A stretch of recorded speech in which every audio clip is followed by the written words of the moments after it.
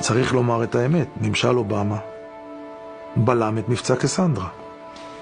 מבצע קסנדרה, אם היה ממשיך, היה מביך מאוד את האמריקאים ואת האירופאים, משום שהוא היה חושף את כל המעורבות העצומה של איראן וחיזבאללה כקרטל הסמים הגדול ביותר בעולם.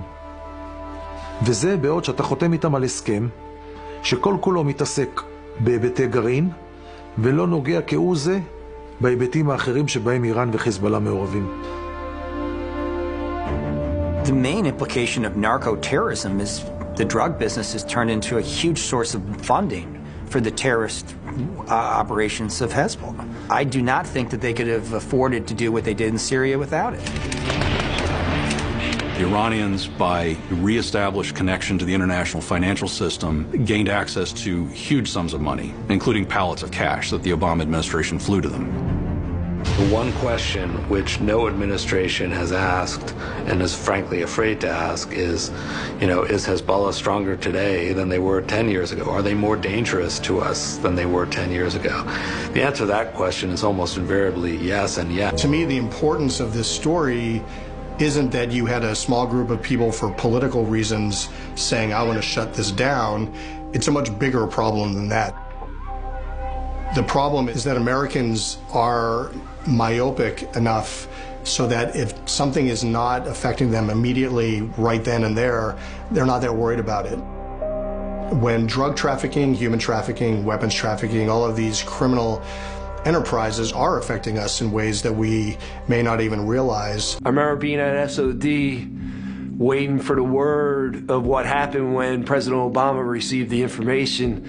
And then finally around sometime in the afternoon, I just called and I say, hey, what happened? Tell me, what was his reaction? How did it go? And he goes, it didn't. And I said, why? And he goes, well, this aide told me it was Good Iran Week, which meant that the DNI's office wouldn't be sharing any negative information on Iran with the president.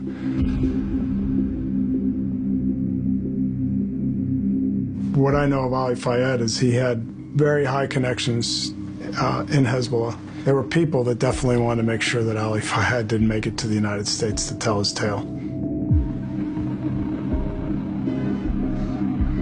The White House and other top officials in the Obama administration were alarmed by the progress we had made in Project Cassandra, specifically tied to the Ali Fayed arrest.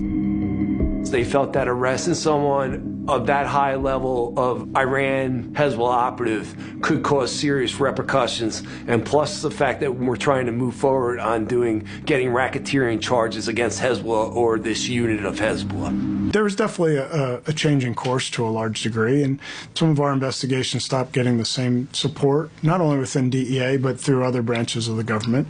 I was told specifically we couldn't use Hezbollah as the terrorist group in a narco-terrorism charge.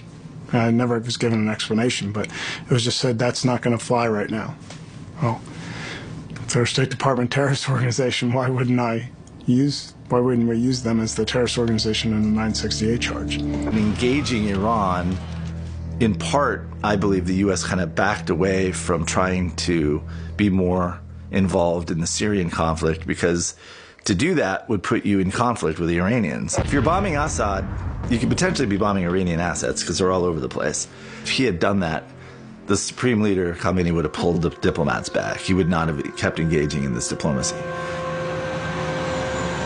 And so the U.S. pulled back from his red line, and how many hundreds of thousands of people died in Syria? The whole country was displaced.